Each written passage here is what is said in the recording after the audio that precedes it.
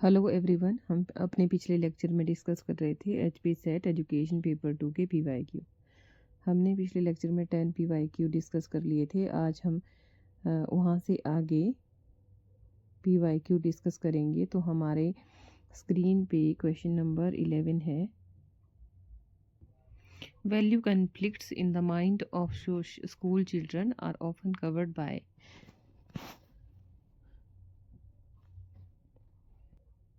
Value conflicts in the minds of school children are often created by option है maladjusted children, unearly students, conflicting values, system of the home and the school, conflicting law of the country।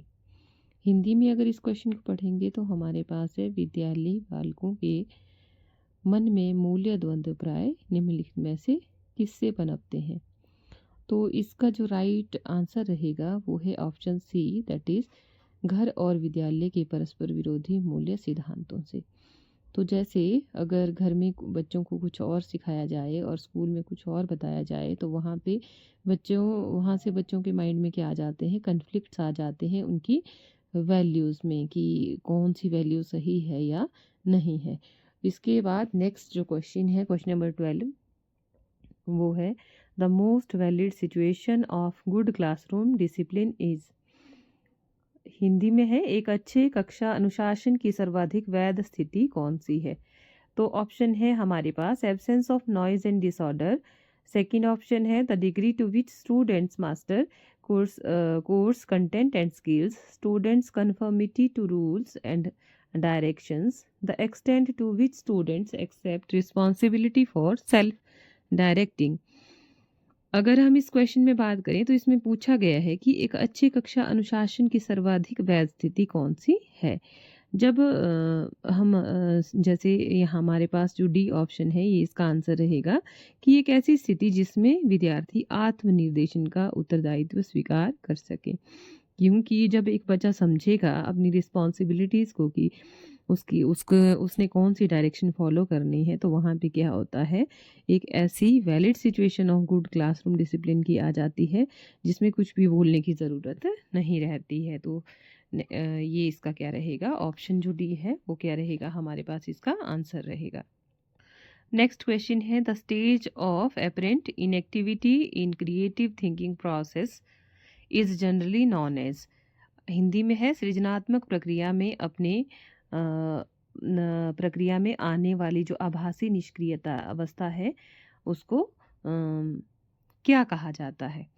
तो इसमें जो इसका answer रहेगा वो है हमारे पास incubation, ठीक है, जिसको हिंदी में कहा जाता है उद्भवन। अगर हम इंक्यूबेशन स्टेज की बात करें तो ये वो वाली स्टेज होती है जिसमें एक बच्चा क्या होता है, अपनी इच्छाओं को अपने मन में दबा के कि अब एक क्वेश्चन अगर उसके माइंड में थिंकिंग या थॉट प्रोसेस में गया है तो वो क्या है उसके बारे में सोचेगा ध्यान से। अगर वो काम कोई और भी कर रहा है तो वो लॉजिकली उसके दिमाग में वही चीज़ चलती रहती है इंक्यूबेशन पीरियड में, जब क्या है उसको वो सोचता है और बाद में जब उसको आंसर मिलता है तो कई बार हमने देखा भी होगा कि वो ऐसे जोर से बोलेगा कि मुझे मिल गया मिल गया मिल गया, जस्ट लाइक दिस। तो वो वाली स्टेज जब वो सोचता है दैट इज इंक्यूबेशन पीरियड। इसके बाद नेक्स्ट क्वेश्चन है challenges of teacher education may not include. तो जो टीचर एजुकेशन है, अध्यापक शिक्षा, उसकी चुनौती कौन सी नहीं है इसमें से। तो अगर आप ध्यान से ऑप्शन को पढ़ेंगे तो फर्स्ट ऑप्शन है lacking uniformity in several type of teacher education institutions.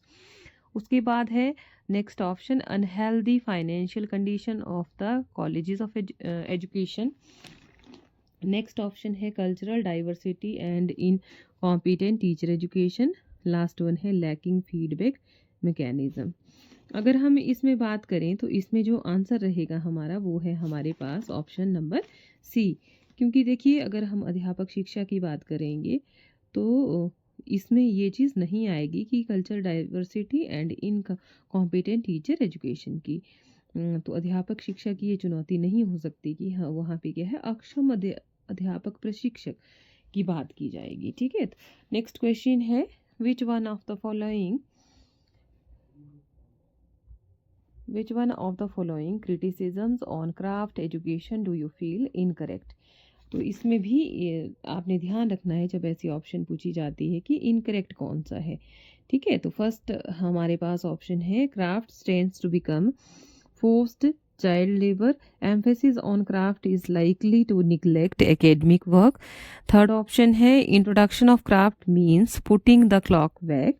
And the last one option is it is denying the child carefree childhood and obstructs development of his natural faculties. तो अगर हम शिल्प आधारित शिक्षा के विरोध में निम्नलिखित में से अगर की आलोचना मतलब ढंग से नहीं हुई है तो इसमें ही हमारा जो आंसर रहेगा वो है ऑप्शन डी। क्योंकि जैसे क्राफ्ट सेंटर्ड एजुकेशन की बात करें तो उसमें क्या होता है, बच्चों को वो जैसे यह बच्चे से आज़ाद बचपन छीनने जैसा है। वैसे तो शिल्प शिक्षा थोपी हुई बाल मजदूरी भी लगती है, ठीक है, लेकिन सबसे जो अच्छी यहाँ पे ऑप्शन है दैट इज़ ये बच्चे से आज़ाद बचपन छीनने जैसा है और इस उसके प्राकृतिक विकास और क्षमताओं में क्या आ जाती है, रुकावट वहाँ पे आ जाती है। This one is the best one option of the question. अगर हम नेक्स्ट क्वेश्चन की बात करें तो क्वेश्चन नंबर 16 है in the context of Flanders interaction analysis system which one of the following is not a part of the teacher talk. अगर teacher talk की बात करें तो जो हमारे पास फ्लैंडर इंटरेक्शन एनालिसिस है उसमें हम अगर फ्लैंडर इंटरेक्शन में हम देखें, अगर हम सेट एजुकेशन की बात करें तो इसमें फ्लैंडर इंटरेक्शन पर बहुत सारे क्वेश्चन पूछे जाते हैं। तो ये इन्होंने फ्लैंडर ने ही इन्वेंट किया था इन 1966। ठीक है,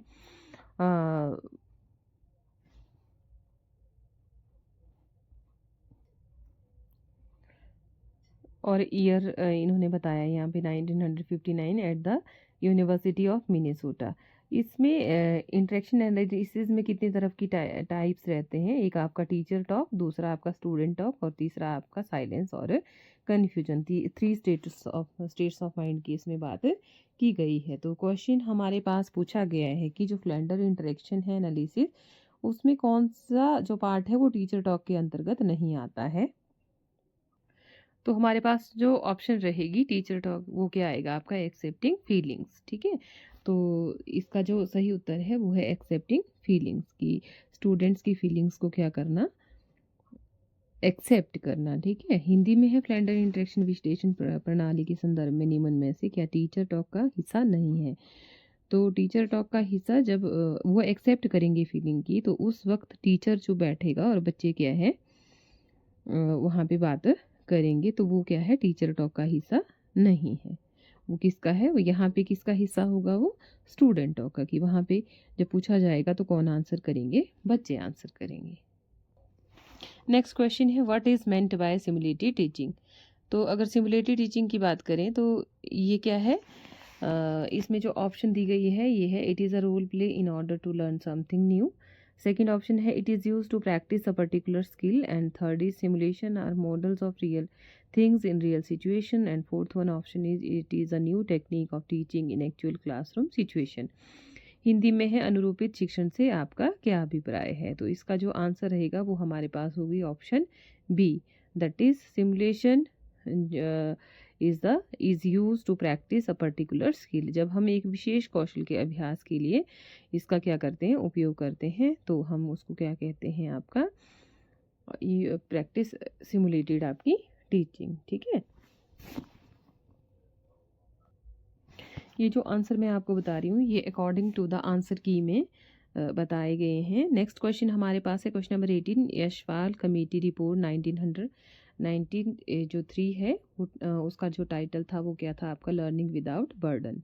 ठीक है, तो ये जो यशपाल कमेटी थी ये रिपोर्ट इसके अंतर्गत कहा गया कि बच्चों को जो बैग है उसके बर्डन को क्या करना है, कम करना है। क्वेश्चन नंबर 19 हमारी स्क्रीन पे है, that is establishment of diet across the country as a major development in teacher education was made on the recommendation of that is RNPE 1986।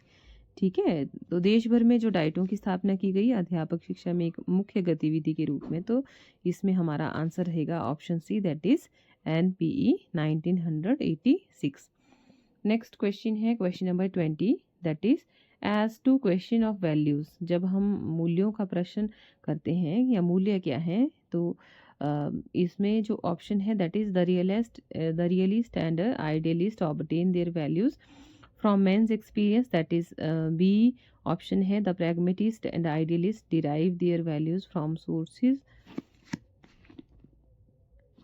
outside of men, and the idealist and naturalist both obtain their values from institutions and reason, and the pragmatist and the realist reject supernaturalism as the satisfactory source of values। Hindi में है, यथार्थवादी और आदर्शवादी अपने मूल्य मानव अनुभूतियों से प्राप्त करते हैं।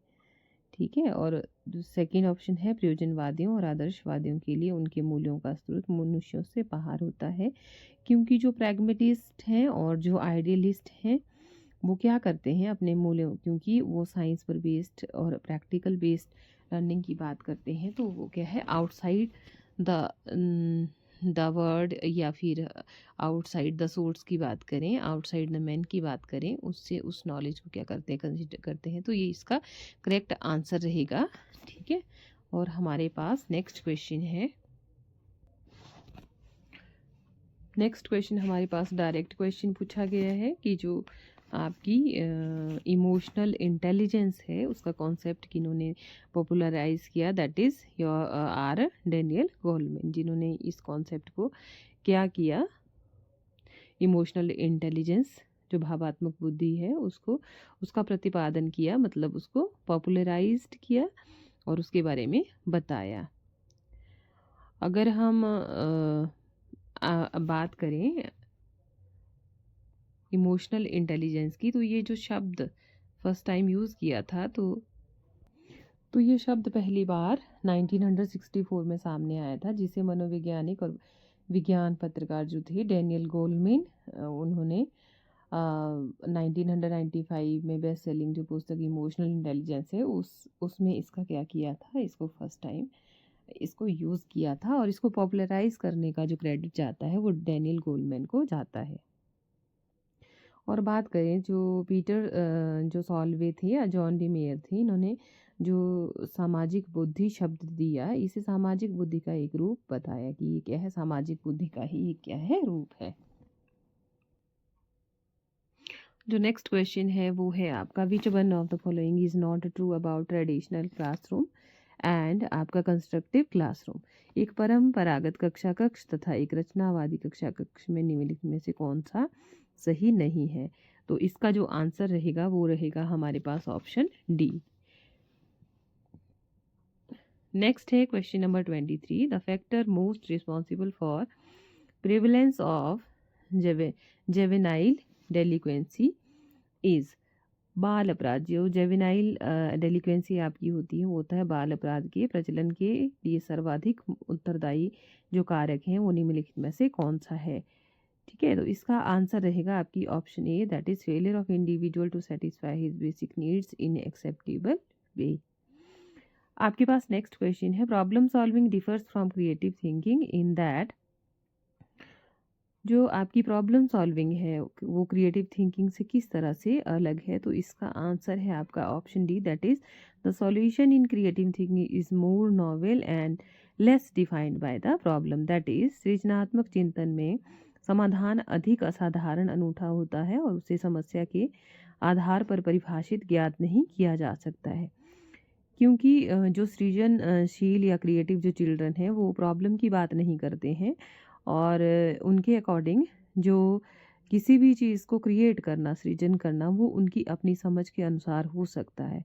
लेकिन अगर हम प्रॉब्लम सॉल्विंग की बात करते हैं, जो उसमें सॉल्यूशन निकलते हैं तो ऑलवेज क्या होते हैं, मतलब डिफरेंट होते हैं, और क्रिएट वो मोर अगर हम बात करें तो वो बिल्कुल यूनिक होते हैं।